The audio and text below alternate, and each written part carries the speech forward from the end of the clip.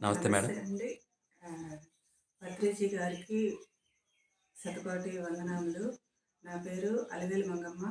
మాది చీరాల దగ్గర స్వర్ణ. నాకు ఆధ్యాత్మికతలో దాదాపు 35 ఇయర్స్ నుంచి పరిచయం ఉన్నది. కాకపోతే అప్పుడు మేము గాయత్రి జపం చేయటము, గాయత్రి యజ్ఞాలు చేయటము అవి చేసేవాళ్ళము. తర్వాత ఒక 10 ఇయర్స్ తర్వాత ఎస్ఎస్వై భిక్షమయ్య గురూజీ క్లాస్ చేసినాము. ఆ తర్వాత వేరే ధ్యానము అవన్నీ చేస్తూ వచ్చాము. ఇప్పుడు మధ్యలో పత్రిజీ గారి కోర్సు మాకు చీరాల్లో 40 డేస్ జరిగినప్పుడు అటెండ్ అయ్యాను. తర్వాత మా ఊరు స్వర్ణ కూడా వచ్చారు ఒకసారి. అంటే మా ఊళ్ళో కూడా ఒక 40 డేస్ జరిగింది క్లాసు. 41st డే వచ్చారు పత్రిజీ గారు. చాలా హ్యాపీగా ఫీల్ అయ్యాము. ధ్యానము యొక్క రుచిని అప్పుడు చూసాము. కాకపోతే కంటిన్యూ చేయలేకపోయినాము కొన్ని పరిస్థితుల వలన. మళ్ళీ ఇప్పుడు కరోనా తర్వాత ఇన్నర్ జర్నీ 40 డేస్ బాలకృష్ణ గారిది క్లాస్కి అటెండ్ అయినాను. ఆ తర్వాత ఇక కంటిన్యూ చేస్తున్నాను. ధ్యానము అంటే చాలా గొప్పది. ఇది సాధన చేసేటప్పుడు మాత్రమే తెలుస్తుంది, సాధకులకు మాత్రమే తెలుస్తుంది దాని యొక్క అభిరుచి, దాని యొక్క రుచి ఎలా ఉంటుంది అనేది. అయితే నాకు ధ్యానానికి ముందు తర్వాత లెక్క వేసుకుంటే, ధ్యానానికి ముందు అంత పూజలు ఇవన్నీ చేసేదాన్ని, కానీ అంతగా అభివృద్ధి కాలేదు. దేంట్లో కూడా ఒక పట్టు దొరకలేదు. కానీ ఈ ధ్యానంలోకి వచ్చిన తర్వాతనే నాకు పూర్తిగా అర్థమైంది మన జీవిత లక్ష్యం ఏంటిది. ఇతరుల కోసమే సేవ చేయటానికే వచ్చాము, కానీ దాంట్లోనే మనకు మనం కూడా సేవ చేసుకుంటున్న భాగ్యము కలుగుతున్నది అనేది అర్థమైంది. అంతకుముందు ఊరికనే మాటల రూపంలో మాత్రమే స్పీచెస్ వినటము అవన్నీ జరిగింది. దాన్ని అనుభవంలోకి తీసుకురావటానికి కొన్ని మనకి ఎదురైన చిన్న చిన్న పనులు చేస్తుంటేనే ఇతరులు చేస్తున్నామనే ఫీలింగ్ పోయి మనకి మనమే సర్వీస్ చేసుకుంటున్నామనే భావన కలిగింది, అర్థమైంది. నేను నా ధ్యాన సాధన ఫస్ట్లో ఒక 1/2 అవర్ 1 అవర్ అట్లా చేస్తున్నాను. తర్వాత 2 అవర్స్ దాకా ఇప్పుడు ఎదగగలిగాను. 2 అవర్స్ చేయగలుగుతున్నాను. ఒక్కొక్కసారి 3 అవర్స్ కూడా చేయగలుగుతున్నాను. మధ్య మధ్యలో మనకి కొద్దిగా సమస్యలు ఎదురైనప్పుడు కానీ అట్లా ఏదైనా ఉన్నప్పుడు కానీ మధ్యలో బ్రేక్ అవుతుంటుంది. కాకపోతే మనము ఎప్పుడు ఎరుకలో ఉండాలి, ఎరుకలో ఉండాలి, ఎరుకలో ఉండాలి అనే విషయం పత్రిజీ గారు ఎందుకు చెప్తున్నారా అనే విషయం నాకు అప్పుడు ఇప్పుడు అర్థమవుతా ఉన్నది. నా ధ్యానం యొక్క టైమింగ్స్ తగ్గే కొద్దీ నాకు అర్థమవుతా ఉన్నది. ఎందుకని నిన్న 3 అవర్స్ కూర్చోగలిగాను, ఈరోజు కూర్చోలేకపోతున్నాను అనే విషయము ఎరుకలోకి తీసుకొచ్చుకొని నన్ను నేను ఎనలైజ్ చేసుకున్నప్పుడు నాకు అర్థమవుతుంది. దాన్ని బట్టి మనం ఎక్కడ ఇదవుతున్నామో, ఎక్కడ ఒత్తిడికి గురవుతున్నామో, ఏ విషయంలో మనం వెనకబడి ఉన్నామో అవన్నీ అబ్జర్వ్ చేసుకుంటా ఉండాలి. జీవితం అంటే ప్రతి క్షణం ఎరుక, ఎరుక, ఎరుక. కళ్ళు మూసినా కళ్ళు తెరిచినా ఎరుక, ఎరుక అన్నారంటే ఏమిటా అనేది ఇప్పుడు నాకు ధ్యానం చేస్తుంటే అర్థమవుతుంది. ప్రతి ఒక్క విషయంలో కూడా మళ్ళీ ఒక పూట ఒక రోజు అట్లాగా బ్యాలెన్స్ చేసుకుంటే మళ్ళీ 3 అవర్స్ కూర్చోగలుగుతున్నా. ఈ విషయము చేస్తుంటేనే అర్థమవుతుంది. ప్రతి ఒక్క విషయంలో కూడా చేసే పనిలో కూడా నిరంతరము మనం కరెక్ట్ చేస్తున్నామా లేదా అనేది కూడా ఒక్కొక్కసారి అర్థమైపోతుంటుంది. ఆటోమేటిక్గా ఒకళ్ళు పక్కన ఉండి చెప్పవలసిన అవసరం లేకుండానే మనకి ఇన్నర్ నుంచే అర్థమైపోతుంది. ఇక్కడ ఒక్కొక్కసారి ఎక్కువగా మాట్లాడుతుంటాం ఏదన్నా విషయం వచ్చినప్పుడు కూడా. ఇంత మటుకు మాట్లాడితే సరిపోతుంది, ఇంకా అవసరం లేదు అనేది మనకే అర్థమవుతుంది. సపోజ్ భోజనం చేసేటప్పుడే నేను గమనించాను. భోజనం చేసేటప్పుడు అంతకుముందు ఎంత పెట్టుకోవాలి, ఎంత తినాలి అనేది అర్థమయ్యేది కాదు.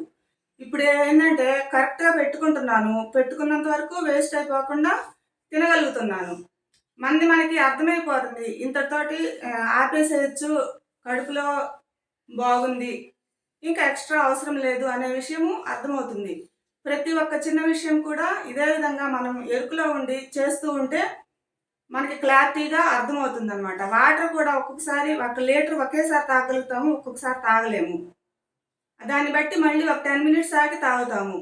ఎందుకని అవన్నీ గూడా మన శరీరంలో జరిగే మార్పుల వలన వస్తది. శరీరంలో మార్పులు ఎక్కడి నుంచి వస్తున్నాయి? మన ఆలోచన విధానం నుంచి వస్తున్నాయి. మన ఆలోచన కరెక్ట్‌గా ఉండి, మనం ఎటువంటి టెన్షన్ లేకుండా ఆనందంగా ఉన్నప్పుడు ఏం జరుగుతుంది? ఆనందంగా ఉన్నప్పుడు అన్నీ ఆనందంగానే తీసుకునేవన్నీ అమృత తుల్యమైపోతున్నాయి ఆటోమేటిక్‌గా. అది మనకి స్వీయంగా అనుభవిస్తే గాని తెలీదు. ఎందుకని వీళ్ళు ఒకేసారి లీటరు, అర లీటరు అని ఇలా చెప్తున్నారు అనుకుంటారు. కానీ అది మనకి అనుభవించినప్పుడు తెలుస్తుంది. మీకు మీరు గమనించుకుంటే తెలుస్తది. ఈ ఒక్కరోజు లీటర్ తాగుతారు, ఒకరోజు తాగలేకపోతున్నారు. ఎందుకంటే అదంతా కూడా మన ఆలోచన విధానం బట్టి, మనం ఉన్నటువంటి మానసిక స్థితిని బట్టి ఉంటుంది. నేను ఇలాంటివన్నీ గమనించుకోగలిగాను. మీరు కూడా ధ్యాన సాధన చేసి గమనించుకోగలిగితే చాలా బావుంటది. జీవితం అద్భుతంగా ఉంటది. కొంతమంది అందరూ అర్థం చేసుకోలేరు. ధ్యానం చేస్తున్నాం అంటారు కానీ, నిజ జీవితంలో చేసే ప్రతి స్టెప్‌లో గమనించుకుంటేనే అర్థమవుతుంది. నాకు ఇంత మటుకు బాగా అర్థమవుతున్నాయి. పిరమిడ్ గురించి కొంచెం చెప్పనా? పిరమిడ్‌లో ధ్యానం ఎలా ఉంది? బయట ధ్యానం చేసినప్పుడు మీ అనుభవాలు చెప్పండి పిరమిడ్‌లో ధ్యానం చేసినప్పుడు. ఓకే. ఆహ్, విడిగా ధ్యానం 3 అవర్స్ ఇంట్లో కూర్చొని ధ్యానం చేసిన దానికన్నా కూడా, ఇట్లా మౌన ధ్యాన యజ్ఞానికి ప్రా అటెండ్ అయ్యి ఇందులో ధ్యానం చేస్తే ఒక హాఫ్ అన్ అవర్ చేస్తేనే చాలా తేలిగ్గా ఉంటుంది. ఇంకా పిరమిడ్‌లో అయితే 20 మినిట్స్, 15 మినిట్స్ కూర్చున్నా గూడా చాలా హ్యాపీగా ఉంటుంది. వాటిలో కూర్చోంగాల్నే ఎనర్జీ కనెక్ట్ అవుతది. ఎందుకంటే మన ఆలోచనలు స్పీడ్‌గా రికవర్ అయిపోతాయి. ధ్యానంలోకి వెంటనే దిగుతాం. అదే ఇంట్లో అయితే కొంచెం టైం పడుతుంది. First half an hour waste అవుతది. అవి లేకుండా ఇలాంటి వాటికొచ్చినప్పుడు 5 మినిట్స్, 10 మినిట్స్ లోపే ధ్యానంలోకి డీప్‌గా వెళ్ళగలుగుతున్నాము. పిరమిడ్ యొక్క ఉపయోగాలు నే చేసినప్పుడు మాత్రమే అర్థమవుతుంది. నాకు పిరమిడ్‌లో ధ్యానము చాలా తేడా కనిపించింది నాకు. అందుకోసమనే ఇట్లాగా ధ్యానం యజ్ఞాలకి అటెండ్ అవుతున్నాను. సాధన ఇంకా కొనసాగాలి. నేను టైము బాగా పెంచాలనే ఒక ఉద్దేశము బాగా బలంగా ఉన్నది నాకు.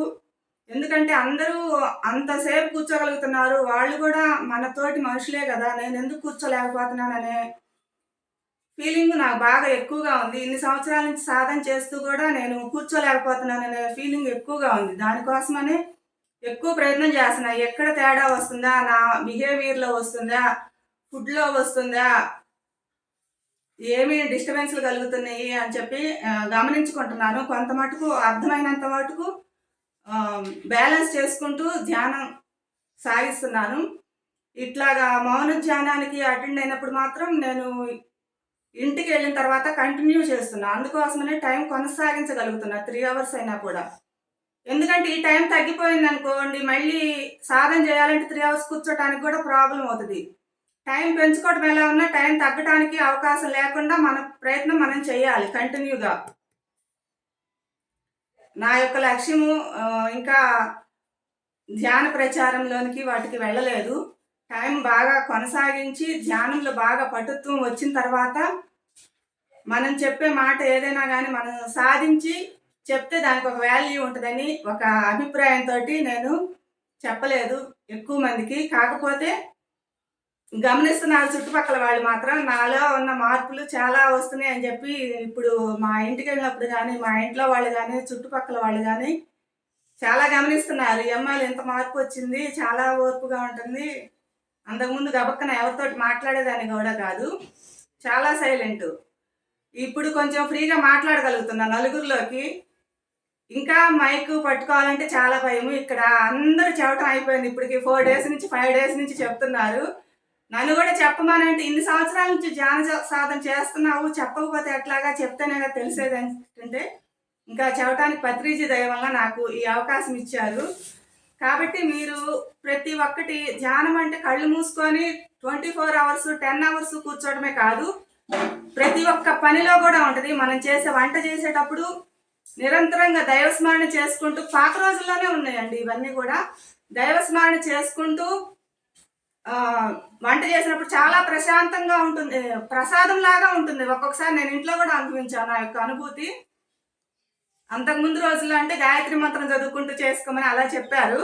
ఇప్పుడు శ్వాస మీద ధ్యాస పెట్టుకొని శ్వాస మీద చేస్తా గూడా వంట చేస్తుంటే చాలా అద్భుతంగా ఉంటుంది. అసలు చాలా ఆశ్చర్యపోయా. రెగ్యులర్‌గా చేసే వంటేనా ఇది? ఇంత ప్రసాదంలాగా ఉందేంది అనిపిస్తా ఉన్నది. కాబట్టి ఆహ్, మనం నడిచేటప్పుడు వాహనంలో ప్రయాణం చేసేటప్పుడైనా బస్సులో కూడా చాలా ఎరుకుతో ఉంటేనే నేను తేడాలు గమనించగలుగుతున్నా. పత్రిజీ గారు ఈ పిరమిడ్ సొసైటీ వాళ్ళు ఎందుకని పొద్దుగూకులు ఎరుక, ఎరుక, ఎరుక అంటున్నారు. సరే కళ్ళు మూసుకొని ఎరుకలో నేను ఉండలేకపోతున్నాను. కళ్ళు తెరుచుకొని చేసే పనిలో అన్న ఎరుకుతో ఉందామా అని చెప్పి గమనిస్తుంటే అద్భుతంగా ఉన్నది. దీన్ని బట్టి నాకు ఒకటి అర్థమైంది. కళ్ళు తెరుచుకొని చేసే పనిలో ఎరుక సాధించినప్పుడు కళ్ళు మూసుకొని కూడా ధ్యానంలో పట్టు సాధించవచ్చు ఎరుకుతోటి ఉంటే అనేది ప్రాక్టీస్ చేస్తున్నాను. కొంతవరకు అర్థమవుతున్నాయి కానీ ఇంకా బాగా రాలేదు. ధ్యానంలో నుంచి బయటకు రాగానే మర్చిపోతున్నాము. కానీ ఆ అనుభవాలు కోపం బాగా తగ్గింది. ప్రశాంతత వచ్చింది. ఎక్కువ మందితో ఏదైనా సమస్య వచ్చినా కూడా అయినా అవ్వకపోయినా గానీ ఫ్రీగా మాట్లాడగలుగుతున్నా. అంతకుముందు ఏంటంటే బాగా డల్‌గా ఉండేదాన్ని. ఏదైనా సమస్య కనిపించంగానే వెంటనే డల్ అయిపోయేదాన్ని. ఇప్పుడేంటంటే 5 మినిట్స్, 10 మినిట్స్‌లో రికవర్ అవుతున్నాను. బాగా ఫ్రీగా మాట్లాడగలుగుతున్నా. Thank you okay. Madam. Thank you. చాలా అద్భుతంగా మీ యొక్క అనుభవాలు మాతో షేర్ చేసినందుకు మా ఏఎంసీ వీక్షకుల తరపున ధన్యవాదాలు తెలుపుకుంటున్నాం. Thank you very much madam. Thank you.